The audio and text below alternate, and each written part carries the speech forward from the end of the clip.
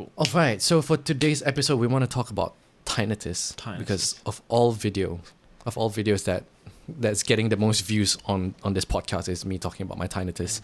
And it's genuinely the last video that I ever thought would be the thing that's popping off for some reason. Right? I guess people just relate to tinnitus, and I didn't know that many people like were going through tinnitus, because when I was growing up, like I was one of the only people that was going through tinnitus. So, yeah. 121,000. Yeah, I just we get like at most usually 1,000 views each for some reason. Yeah. This one just went off.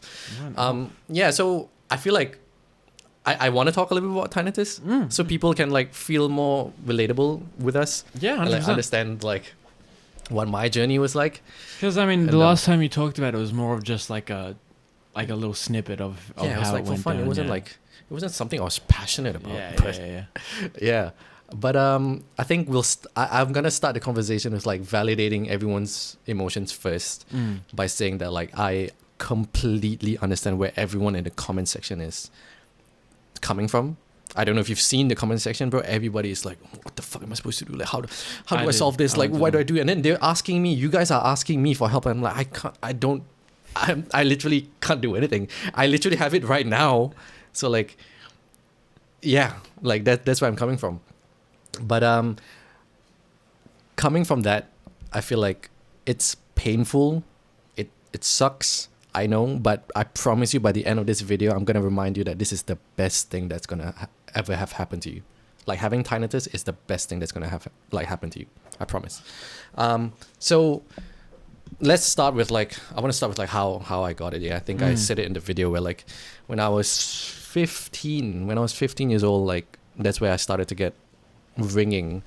I always knew it was in the back of my mind, but it didn't bother me when I was 15 years old. And there was one night where the electricity just went out, and it was in the middle of the night where it was like 2 a.m. I was trying to sleep. And then in Singapore, it's really, really hot. So like the fan started to turn off, right? Yeah. And that's where like the ringing just went like through almost the whole night for an hour, where I couldn't fall asleep. Yeah. And that's where I'm like, oh, so this is actually a problem. And my mind, and your mind starts to be like, oh, I hear the ringing, and then you think about it more and more, and then it gets louder and louder and louder and louder. Yeah. It's almost as if like the more you focus on this shit, right, like the louder it gets. Yeah, because it's you don't have anything else to focus on. Yep. It's the soul exist. It's like the only thing existing in your fucking mind. It's the sole existence of your brain at the time. And it was getting to a point where like that whole night at 15, I was like, this is terrible. I couldn't sleep. I was in pain, like actually headache kind of pain. So I decided to go into my parents' bedroom and like I tell them about it. And my dad had no idea what the fuck was going on. My dad was just like literally doing like I don't want to say like an exorcism towards me, but he just went like Bismillahirrahmanirrahim, Alhamdulillahi Rabbil Alameen. Hamka, my son like went through all these things, and it was comforting, right? It was comforting. Yeah. But obviously we tried to just leave it as it is, as we always do in Asian families. But after a week, and it kept happening, and because your mind is already focused on this, right? Yep. Even with the fan noise, the white noise is like, it's there still. Yeah. So my parents decided to bring me to ears, nose, throat specialist. And then that's where the story that you guys see on TikTok happened, where I had to go through like an examination where the doctor had like a camera that has to go through your nose and then all the way down to your throat to actually check it. And then that happened. And I'll say it again. I started laughing. He pulled it out. Doctor was like, Hamka, if you're going to start laughing while I'm putting this camera down your throat, it may damage your voice box. This is not a funny matter, right? And I'm just staring at this motherfucker like, bro, I'm 15 years old. Like, this whole thing is funny. Like, this is not right. You're fucking my nose right now, yeah? Bro, this is 100% something. Like, you can imagine, like, if you're sitting there, like, you think if one of the boys was here with me right now, they'd be cracking up. Yeah, exactly. And you just go through, like, scenarios and say, it's funny, man. Yeah, and it happened like, really quick because, like, you're expecting to go to the doctor to be, like, just checking your nose. And then within, like, 1 minute, he's like, oh, we got to do this now. And like, oh, my goodness. And I'm like, whoa. That's such a... that's so annoying, bro. right? Like you go to the hospital or the doctor for something that you think won't take too long because it's like a minor inconvenience, and then you find out you need to spend the fucking week in an ICU afterwards. It's funny as we talk about it, yeah, but in the moment, like it's scary as shit. It's scary as shit, but it's as life, right? It's the scariest things that you have to do early on, but it's the most beneficial thing that It's probably like the most scared and angry I ever was at the same time. Yeah. Because like it was scary, yeah, but I was also just so pissed because I just wanted to go home and sleep, bro. I was like, oh fuck this shit, I can't be asked, man. But it's one of those things that you look back, you're like, thank God. Thank God. 100%. We did it that early. 100%, yeah. Yeah. So what he gave me, my diagnosis was I have too much mucus in my nose and through my ears. And then because there's a lot of blockage of mucus, which I have sinus as well, then that's why there's ringing. And this was like for me, it was like, oh, cool, it's just a sinus. And then my dad has always been like, oh, you listen to your music too loud. There's too much music. Yeah. And then doctor was like, oh, no, his hearing is perfectly fine. Gotcha. And then he gave me like these like salt water thing that you spray in your ears and also your nose. And I did that for about 2 months. Yeah, for 2 months. Yeah. Guess what happened? What happened? Nothing changed. So nothing changed, right? So at this point, 2 months in and nothing's changed. And there's nothing else you can do. Yeah. And I've realized like it probably took me a year of fully accepting it as this is it. Like you just have to live your life with it.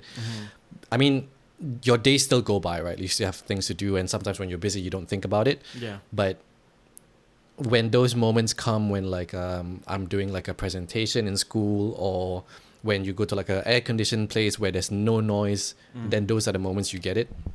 Even right now, right? Like usually we don't turn off the fan. Like we never turn off the fan. Just specifically for my own tinnitus.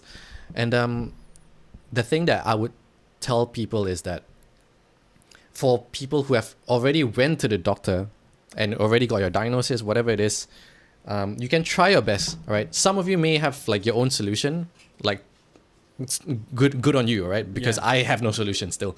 But the faster you accept it, the better it gets. Because this is why I say it's the best thing that has ever happened to you, in your life. Because once you accept this shit, once you accept that you will always have tinnitus, where you just have to live your life with like, oh, I just have to turn on the fan when I sleep, or when I'm in a quiet place, I'll just ask someone to turn on the fan, or when I sleep, if there's no fan, I play like the white noise on my AirPods. These are the moments where you start to realize like in life, shit's always gonna happen. It's whether you want to focus on that shit or you choose to let it go. And the faster you let go of something, right, or the faster you accept a situation, the faster that you're gonna get out of this whole thing. Because when I first came here, right, we don't have ceiling fans over here. Yeah. And I fucking hated that. I have a ceiling fan. Because you're Asian. Oh, that's right. Sorry. Yep. Exactly. You're right. Yep. And I've already learned how to accept it. And the first day when I came here to Australia, right, once I moved in here, the first thing I bought was a fan. And like a lot of people would be like, why do you need a fan? Blah, blah, blah. Like, this is my tinnitus. Like, I've learned to live with it. Like, I have tinnitus. Yeah. And the faster you accept that fact, I think the better it is for you to like move on with life.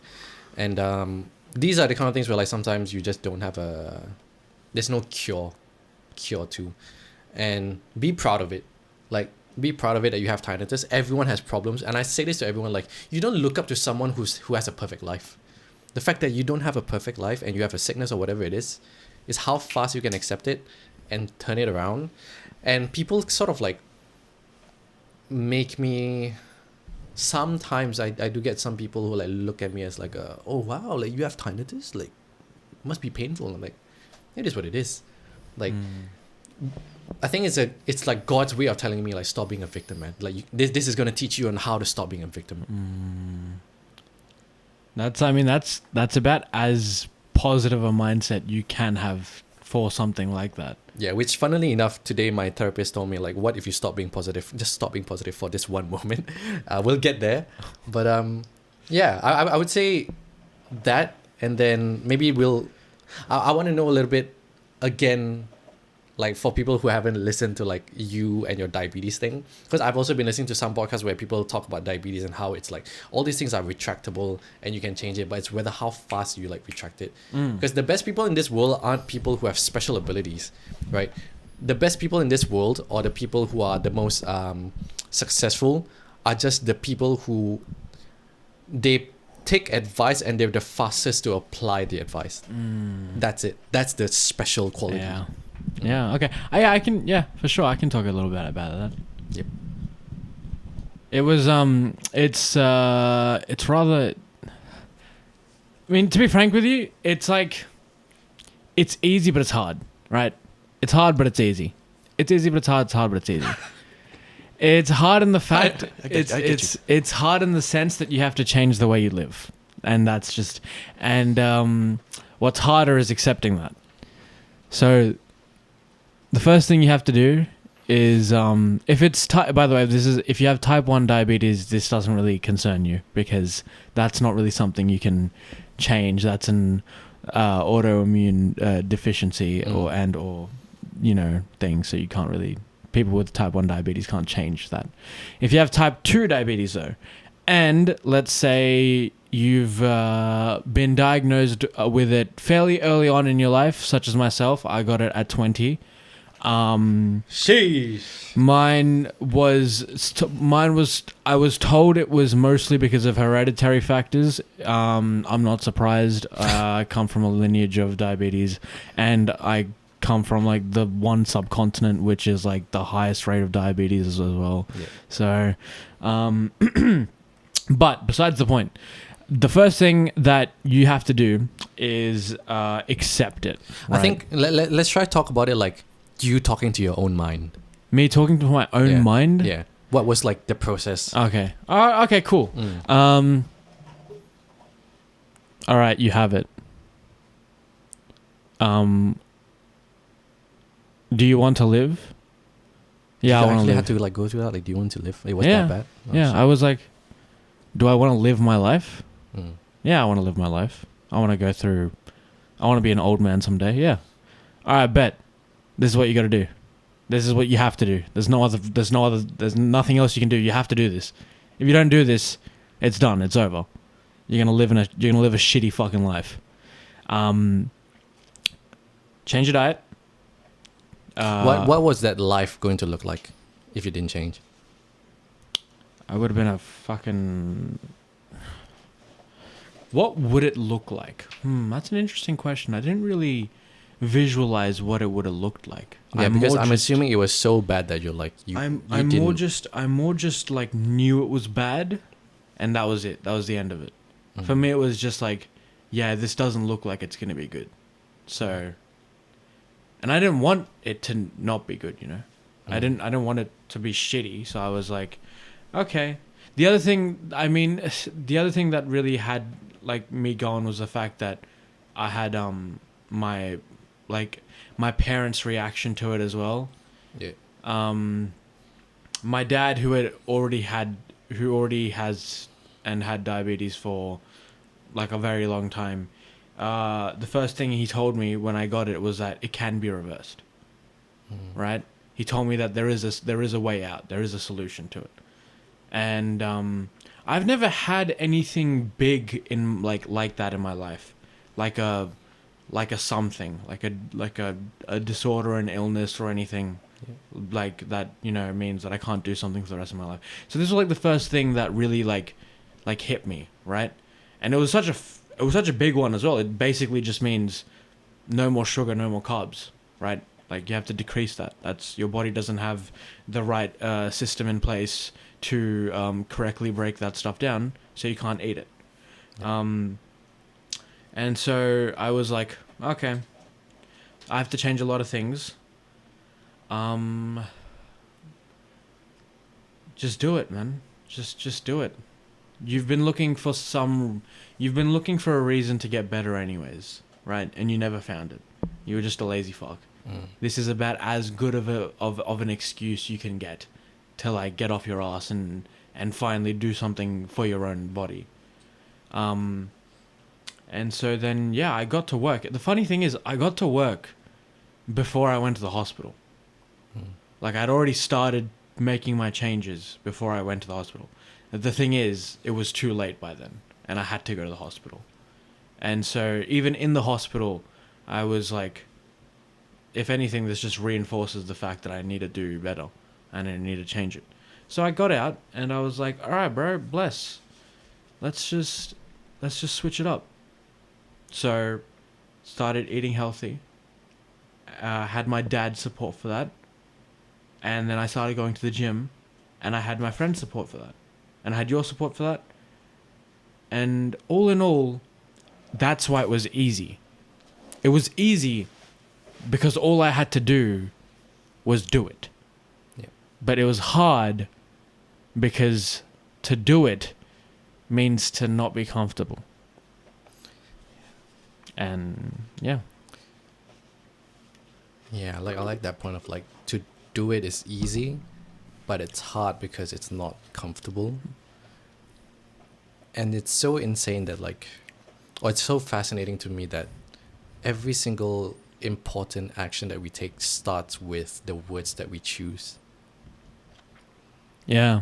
Yeah. Not just like getting motivational things from people, but it starts with like your brain telling you like, what are you saying in your brain? That's why when I first heard like Andrew Tate saying this, everything in life is about the words that you choose. It's like, oh, today I have to work. No, you don't have to work. You get to go to work today. Or I have to pick up the kids. No, you get to pick up the kids. Oh, my car is broke. I have to fix my car. At least you have a car. Every single time, like, you have a thought, and it's fine to think that way, right? But every time you have that kind of thought, it's how fast your brain can be like, at least I have a job. At least I have this. At least I have this. I get to do this. I get to do this. And it all just starts from there, doesn't it? It's like, it doesn't take a special thing. Even if you haven't gone through any like big ordeal in your life, it's like it just starts from that change of words. It's all about your own perspective, man. If you can change your perspective and the way you believe in something, it changes. Yeah. It actually changes. If you believe that you can do something, right, as opposed to you believing you can't do something. If you think that you can't, like, because I've been doing it a lot. Let's use the gym example, right? Yep. You're going for a new PR. If you go into that push, if you go into that max weight thinking, oh, I don't think I can do this. I don't know if I can do this. When you're pushing the bar, you've already set limits on your body. Yep. There is already a limit on your body, and in your mind saying you might not be able to do this. Oh, you're struggling. You can't do this, right? As opposed to if you went into that PR with the mindset of, this is light work. I do this every day. I do this for breakfast. This is my shit right here, bro. No stress. And then when you start pushing, you have that in your mind. Your body will push itself to the limits for you, because at that point, there is nothing in your mind stopping it there is nothing that your mind is doing to stop your body from pushing all the way. Yeah. And if you fail, then you fail. It's like, and if you fail, then you fail. Yeah. But people are scared to fail. People are so scared to fail, man. You just gotta and listen, you know what? It's like, it's one thing to say that, it's another to go out in your life and to pursue what you want to do. And if that is something that you actually do, you do it. That is courageous. It truly is courageous, and it's brave, because getting out of comfort is hard. Yeah. Getting out of comfort is so hard, even when comfort sucks. Even when you think your own comfort, if you complain about your day-to-day life, right? And you're like, oh man, this shit sucks, man. I have to go to work at 6 a.m. in the morning. Oh, Brian, got no time to get home and watch the fucking game or something. You're complaining about that, right? But at the end of the day, even if you don't realize it, that is still your comfort. That is still your space. That is how you operate your life. And to even break out of that is uncomfortable enough for you to keep complaining about your fucking life. Yeah. You want to go a little bit on like your vape thing? Yeah, I just quit. That was it. I quit. If only it was that simple, yeah? It is that simple! But like, How long do you vape? what do you mean? How long did I vape? Like for how many years? Like were you vaping? 2? 2 years? That's pretty long. That is long. It's very long.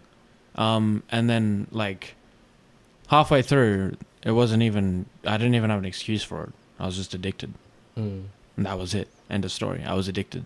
Yeah. And then yeah, so I have some stuff coming up in my life that I need to go do, and I wanted to get rid of it, so I quit. Yeah. Threw that bitch away. I was like, "Fuck you! I don't need you." It's interesting motherfucker." how it's actually like that simple sometimes. Obviously, if you are reaching to a point of like addiction of like Matthew Perry, where like when you don't have it, you have a physical reaction. I think that's a different level of addiction.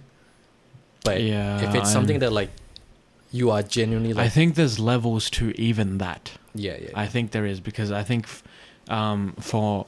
for me, I always like I would fiend for it, right? Like if I didn't hit it for like a little while, I would be fiending. Like my body would be like, "Oh, I need nicotine. I need it." So yes, I would have like a physical response as well to that, but it definitely was nowhere near the level of like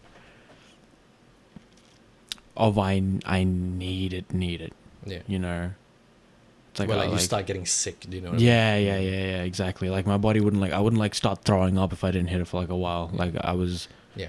I think as our podcast, I think we are talking more like addictions where most of us in this age, we're going through this kind of addictions where it's like you can't stop it and you want to in the back of your mind. Yeah. You know what I mean? Yeah, 100%. It's just like, listen, it's such a freeing feeling. Yeah.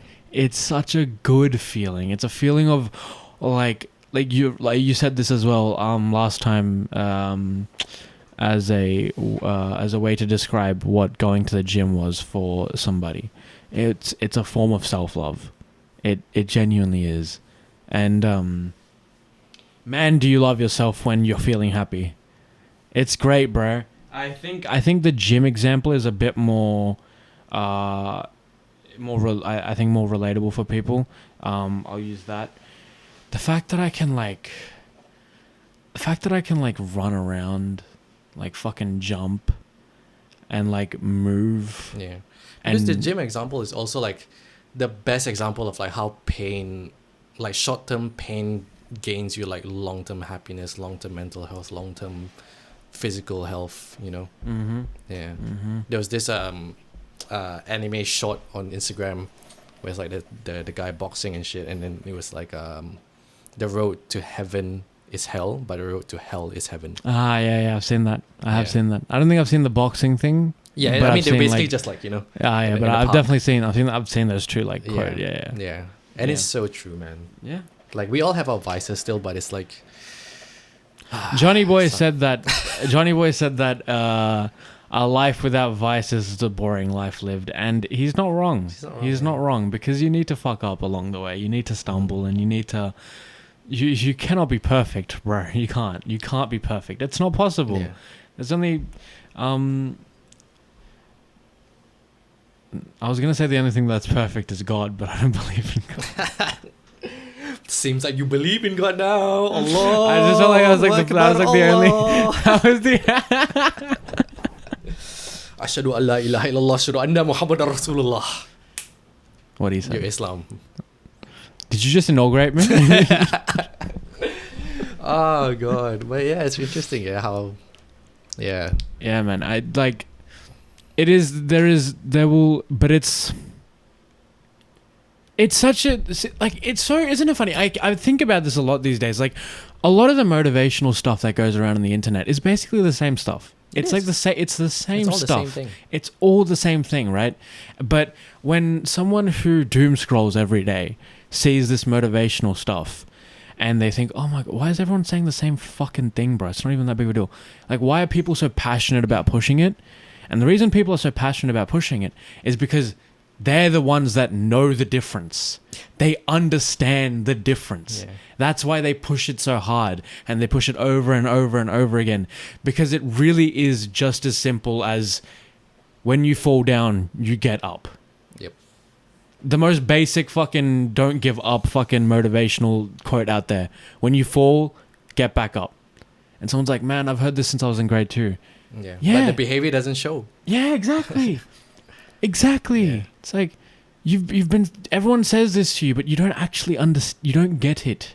You don't understand it. Yeah. You only understand it when your behavior actually starts to show that you understand it. You know. Exactly. Let me give you like a prime example of how the choice of words really changes how you view life and like how you can storytell your own life to make it better or worse. Yeah, because what we talk about with like motivational stuff that people see online, everyone hits differently. Like some people, if they hear the road to heaven is hell, the road to hell is heaven, they don't care. But for some people, it's like, oh shit, like I'm doing the right thing. And this is going to be the prime example that I've used this in my head. And look, like I was kind of shocked because I was talking to my friends about going to therapy, right? Yeah. And we were talking about childhood trauma, abuse, and all this kind of thing. And I was like, okay, let me try to talk about my life as a victim, and then I'll talk about my life as how I normally talk. Yeah. See the difference. Yeah? It's actually insane. It's actually insane. It shocked me. Really? It genuinely shocked me. Wow. Okay, go on. Yeah. Okay. So, growing up, I had a good childhood, but my dad was very strict, and to a certain extent, I would say I was like emotionally abused from like the strictness of my dad, and we got like the typical, like spanking. Do you know what's rotan? It's like the stick, and then got hit. Yes. So that happened as well in my childhood. Within the brothers, we also beat each other up. A lot of like physical abuse in that time. I had a thing also afterwards in primary school. I had a thing growing in my eye, and I had to go for 2 surgeries. Yeah. The first surgery, the worst part was like my eye was already in pain. Waking up, it was like actually it feels like something's poking my eye, literally poking in my eye. Yeah. And it took a few months for it to like actually recover, but I was still going to school. And I had this teacher, right, who was very, very strict, extremely strict. And one time when during sports day, I wasn't allowed to play. So she told me to wait in class first while she sent the class to the field. So I turned on the fan. Yeah, and then when she came back, she screamed at me, "Turn off the fan!" Turned it off. I went out. Immediately, I got physically abused again. She slapped me in the face. I'm like 9 years old. Probably just did the surgery, and I got slapped in the face by my teacher. And yeah, primary school was pretty tough, to be honest. Physically abused by my teacher. Girls called me ugly.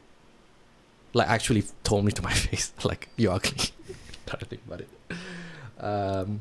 Yeah. And then, as you know, I went through depression in diploma and almost want to kill myself and stuff. Well, more of like attention seeking, as we said in the last episode. So that was my childhood. Do you see the amount of times I use the word abuse and how it just changes the whole narrative to be like, oh fuck, like, I don't know how you felt about it. Tell me how you felt about like hearing it from that point of view. Because for me personally, no, I don't think it counts from my perspective because I know. No. Just, it's fine. Just say it afterwards. But like for me, when I say it like that, even now me saying it like that, right, where the energy in me just drops. It drops, yeah. It drops so much, bro. Yeah. Yeah. You as a like this is me talking about it as I'm the victim. Yeah. Yeah. So you as a person who's listening to my story, how do you feel about it when you hear it like this? I feel bad for you. I feel sorry for you. You're a victim in my eyes, and it makes me sad that you had to go through that in life. Yeah, and for me as a victim, it feels good that someone feels bad about me. Exactly. But then what is the outcome of it? Like, what's our behavior afterwards? You stay to be a victim. Yeah. And like after this, like, I don't even feel like doing anything. You know what I mean? Yeah, because I get that. I mean, the only positive response you got out of that this as well is after you talked about it the way you did, and then got the response from me. Yeah. The main the main thing is like, it feels like, even for me, right? It feels good to say that I'm the victim, and then I get validated by you as well. Like, it feels good. Yeah. But to it me, does. the main difference is then what is your behavior afterwards. That's the thing that actually That's changes. the thing that matters. Yeah. Mm. Exactly. Because how I tell the story to myself, yeah. Yeah. How this, I'll try to summarize it a little bit better. With the childhood, to be honest, it is what it is. Like, my dad was strict. Like, he grew up in an even more stricter household, and brothers being brothers, we beat each other up, bro. And like, even when our youngest didn't get beat up, we beat him up. So everything was sort of equalized. And yeah, that was just part of childhood, to be honest. And getting slapped by my teacher, bro, was like, it was more like, whoa, is this actually happening? Like, what the fuck is this? And after that, actually, like, I told my dad about it, and then my dad was like, what the fuck did she do? And then my dad came back. Like, we were already walking home, yeah? Yeah. And then we went back to school. He came back, he found the principal, he screamed at the principal. And then not long after, she got fired. So that's pretty good. Oh, shit. that's pretty good. Let's go. Yeah. But I will never look at that moment as like, it is abuse. Yeah. Let's acknowledge that fact. Like, I did get physically abused, but it's like, okay, like, move on. Like, I got slapped. Like, that's it. Yeah. You know? Yeah. And I think I'm just gonna make sure down the line, when I have kids, when they're gonna tell me something or they're scared at school, I'm gonna actually listen to them, because it happened to me already. And eye surgery, to be honest, as painful as it was, the amount of gifts I got, oh man, all the aunts came by and they were like, here's your toy, here's your this, here's your that. All right, Drop that cash money. Yeah, Yeah, drop that cash money to me, bro. Yeah. Yeah. And yeah, and just the fact that my parents like didn't even hesitate to be like, yeah, go, like, we'll cover all these things, and like they never made me worry or anything. And I remember going into the anesthesia room where like my mom was looking at me, holding my hand and being like you're gonna be okay. And I slowly just fell asleep, and going through that operation, yeah. And it made me and adding finally the last part, which is the depression, right? Yeah. Everything plus the tinnitus. Plus the tinnitus. Yeah, plus the tinnitus, gang. Yeah, let's not forget about you guys. Everything adds up to my story, you know? Yeah. Can you imagine if I just grew up and like nothing happened to me? Like, I think this podcast would have been like, who the fuck is this kid? Like, what's the point? Yeah, I don't think it would have. You know what I mean? I don't think it would have worked out, to be honest. Yeah, but you see how the reaction that you get out of that yourself as well is so much more uplifting. Yeah. Right? Doesn't it like burn a fire under you a little bit? Literally. Like, it does. Like, it literally makes me want to go to the gym again. It makes you like, it pumps you up, because you're like, yeah, so some shit happened, but like, I said, nah, fuck that. Let's get on, bro. Yeah. Let's move. Yeah. It's literally what Eminem says. You better lose yourself, you know? Exactly, man. Like, I don't see any... Yeah, exactly. You know, I think to be able to do something like that is incredible. I think to be able to access, what do you even call it? I don't know. It's like motivation, discipline. Discipline? Would you say it's like an extension of self-love? Kind of, yeah. Okay, for the sake of right now, let's say that we call it self-love. If you have access to self-love like that, then you're already in such a better mental health space for like your life, man. I think there are the people who don't have access to that and tell their story the way you did your first time. I don't think you're not that's not a bad person. Yeah, they're not bad person, people. Yeah. There's nothing, because it's a human drive, man. It is a human drive. We love validation. We love comfort, and we love seeking help and praise from others because it makes us feel warm. It's nice. But if you were given the opportunity and you were given the choice to be able to see and respond to your mind between the first option and the second option, I'd pick the second one. Yep. I'd pick the second one. Yeah. Because it's like we both said, like, what is your other choice? Yeah. Like, Yeah. genuinely, like, you have a choice of staying home and get jack shit or actually doing something. And I don't care who you are. I genuinely believe everyone in this world has a purpose. Yeah. And like I said, it doesn't have to be anything crazy like Steve Jobs or whatever. But you genuinely, even if you don't know it yet, you want a purpose. I think that's what we live for, right? We live for Exactly. meaning, purpose, Exactly. and everything. So Some people, you know, I think purpose in the context of life has its own connotations as well, you know. I think purpose means to a lot of people what career are you going to choose, or what mark are you going to leave on the world? And even then, by mark, they think, oh, do I have to invent something, or do I have to do I have to save 1,000 dogs, or from like and then all that type of stuff, right? But having a purpose can be really simple and fulfilling. Like I'll give you one of the best examples I know of a very simple but incredibly fulfilling purpose as a person living life. A parent. A parent. Raising a child. Yep. Going to church every Sunday, and talking with veterans. That, bro, there are so many purposes in life, and there are so many, they don't have to be extravagant. They don't have to be as bright as fucking a billion stars bursting or some shit, you know? You don't have to be a legend that people write about one day.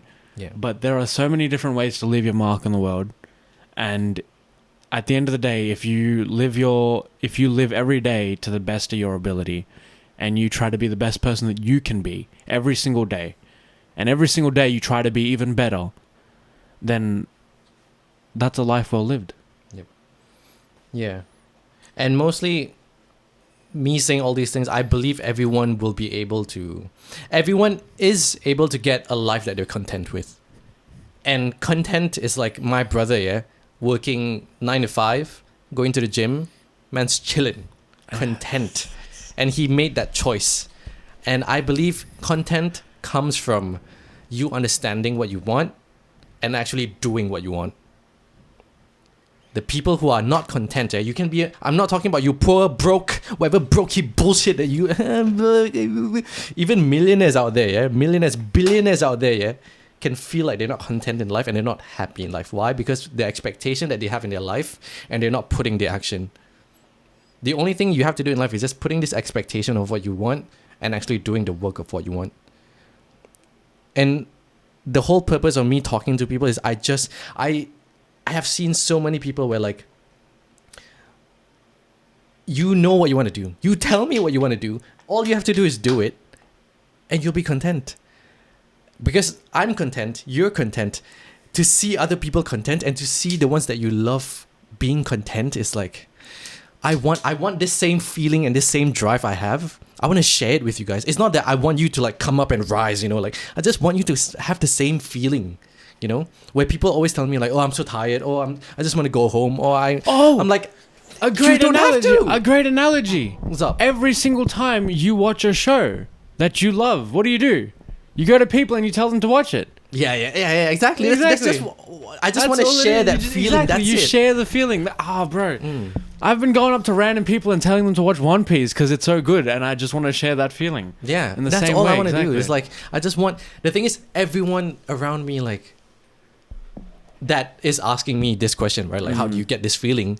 It's like it's right there. Like you're just not putting the behavior there. That's it. And then you'll get the same feeling, and then we're gonna be on the same wavelength, and then we'll be like, I'm not saying life is gonna be perfect. My life is nowhere near perfect. I'm in therapy, all right? My life is nowhere near perfect, but at least I feel good about it. You know what I mean?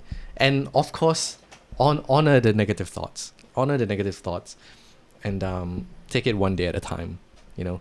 Yeah, I was gonna say that, right? Like my therapist was like, Hamka, what's like the negative feeling that you get through your breakup? And I was like, I lost her, but like, like there's no such thing as soulmates in life, and sometimes things are just not meant to be. And he's just like, no, stop. Just what are the negative things about a breakup for you? And I had to sit there being like, oh shit, he's not letting me get away.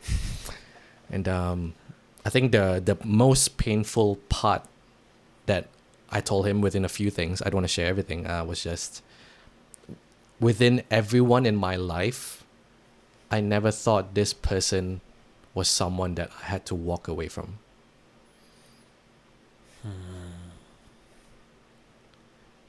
Yeah, so I let that sink in for a little bit, and he just stared me in my eyes for a little bit, and I was like, oh fuck, like that was hard. Yeah, because it's like whenever a death happens in your life, or like a breakup or whatever it is, right? People just like, oh, you broke up, like it's sad. But to each individual, there's like a very specific grief that makes them like, I don't want to say hold on, but like makes them not fully process. Because whenever people say like you have to process your emotions, like I don't know what that means, right? So I think he brought a very, very interesting point for me to even still reflect a little bit on life, on like whatever that you guys are going through in life, be it a divorce, breakup, death of a family member, a friend, what is it? What's a negative emotion or thought in that you are processing, that you are going through? And like you really have to be honest with yourself. And yeah, because for me, like I said, of all things, I just didn't expect me having to walk away from it. Yeah. Yeah. It would be like if this podcast, I don't know what happens. We don't know what's going to happen in this podcast. I don't know what your relationship and mine's going to be. But if I had to walk away from you one day, that would hurt me a lot, man. Yeah. Because like, if you decided to do bad things in your life, right, and you naturally like do that, it's sad for me. But let's say you start like, I don't know, maybe you start like cursing me out or whatever, like we have a fight, and then you start like forcing me to drink or whatever, and then I have to pull myself away from it. I think that's a different level of hurt for me personally. When like you yourself know you have to walk away from something, I think that's a different form of hurt. Both hurts, to be honest. Yeah, no. Yeah. Absolutely. Yeah. I think yeah. Yeah, because it's like the thing that I guess the other side of it, I guess we'll end it off with just one last point where I was watching the John Deloney podcast. I think I might have said this in a previous episode where like the husband and wife, this couple, the husband's dad passed away, and he started getting into weed, and he was doing weed for a year. I've said this. I'm gonna say it again, and the wife was like, "This is not who he is. I know who he is deep in his heart. He's a very good man, but because of this death, he's going down this rabbit hole of like taking weed and destroying his life and our family's life." And Dr. John Deloney had to like wake her up to be like, ma'am, like listen. This is him being addicted to weed, destroying your family life. That is his choice. This is him. If it's reaching a point of he's destroying the family, he's not supporting you guys, and it's been a year, this is it. Now you have to make the choice for your kids, for their safety, for their financials, to walk away from it. And I think for her, seeing the person that she loves go down this path and having to physically, literally pull her whole life away, pull her whole grief away from her own will and choice, is a different pain. Yeah, that's kind of... Because if he cheated on another girl and then like he ran away, then like it sucks, but at least like he pushed himself away. But for this situation, it's like I have to pull myself out of this. Yeah. Do you know what I mean? Yeah. It's sort of like if the person that you love is drowning and you want to save them, and then instead of them like coming up to you, they're like, "No, I want you to come down with me." No, and then you're like, "Wait, what? Like I thought you were drowning. I'm trying to save you, and then you want me to go down as well? Like, no. I'm not going to drown with you." You know what I mean? Yeah. 100%. Yeah, so that was... Yeah, it's something that I'm going to have to reflect for like a week and then see my therapist next week, and we're going to reflect. Basically, I'm giving everyone free therapy right now. Like, give a little power out. Yeah. Whatever that I've learned, I'm basically giving it to you guys for free. Because therapy is one of those things where like I go in, right, for like an hour, and I'm like, it just feels like I'm talking about my problems. And then Yeah. he'll give this like one thing where you're like, oh, okay, that's something to think about. And then you're like, okay, this is it. I've Yeah. It's been a while since I've had that that feeling of like of someone pointing something out to me and then my entire like brain chemistry fucking changing over it. Yeah. Maybe there's a therapy that like it's not like talking about your problems, but like maybe you want to push yourself, but then you go to therapy to ask them like how can you pinpoint, because they understand psychology in your brain better, and maybe they can pinpoint something like, I don't know, within your childhood or your life, then they can like pinpoint it to you, and then you're like, oh shit, no. Oh shit. Maybe you can. Yeah, do maybe like maybe your life isn't even that bad, but you want to start going to the gym, but you don't know how to start going to the gym. Yeah. So you go to this one person and then you talk to them like, why can't I go to the gym, man? Why can't I make that one step? And they like go through your whole like, you know, they talk about it and they like try to pinpoint that one reason. It's like, yeah, it's because you're a fucking bitch. True, that's what my therapist told me. Eh? He looked me in the eye like, you fucking bitch, Hamka. What? Huh? Some girl left you and you're here? You fucking bitch. Yeah. And then I did the same thing to him. Yeah, I gave him therapy as well.